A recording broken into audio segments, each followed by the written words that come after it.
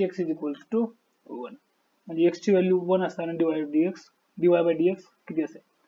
तर सगळ्यात अगोदर काय करेल मी डिफरन्शिएट करेल. डिफरन्शिएट करताना काय करेल dy by dx left hand side differentiate केली. आता राईट हँड साइड डिफरन्शिएट करू. Sec of tan inverse of X म्हणजे काय सेक ऑफ एक फंक्शन समजू. सेक ऑफ याला आपण थिटा म्हणू.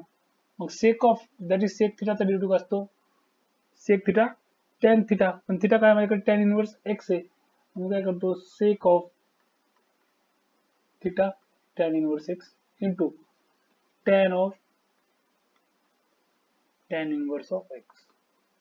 ओके. आता याच्या पुढचं काम काय. हे फंक्शन झालं डिफरन्शिएट. आता काय करायचं आपण मध्ये पाहायचं काय मध्ये काय टॅन इनवर्स ऑफ एक्स आहे. आता टॅन इनवर्स ऑफ एक्स चा नंतर पुढचा डेरिव्हेटिव्ह घ्यावा लागेल. तो असेल 1/1 प्लस एक्स स्क्वेअर. ठीक आहे. म्हणजे हा झाला sec of tan inverse of x into आता tan of tan inverse of x is simple x into 1 plus 1/x square होईल. ठीक आहे. आता त्यांनी मला इथं या कंडिशनला काय विचारलं होतं. हा झाला माझ्याकडे dy बाय dx. म्हणजे तुम्ही काय म्हणू शकतो dy by dx is equals to X sec tan inverse of X divided by 1 plus X square. हा झाला. मला काढायचा आहे dy by dx at x is equals to 1. तो किती होईल च्या जागी 1 पुढे करायचं 1 into sec of tan inverse of 1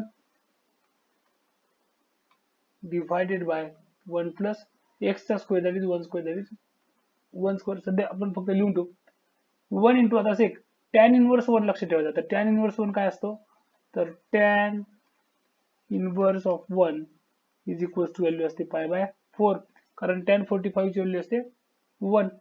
मग इथं काय होईल सो dy बाय dx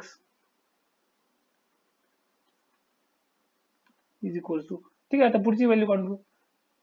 मग झाला. मग सेक ऑफ आता सेक ऑफ पाय बाय 4 किती असेल. मग मला माहिती आहे सेक काय तर कॉसचा रेसिप्रोकल म्हणजे cos of 1 cos of pi by 4.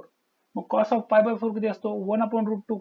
√2 डिनॉमिनेटरच्या denominator हा जाईल न्यूमरेटर √2/1. मग जर मी व्हॅल्यू पुटअप केलं इथं तर हा 1 आहे into sec of tan inverse of 1 that is we get √2 upon हा 1 प्लस 1 हा झाला 2 दॅट इज 1/√2 असे म्हणू शकतो.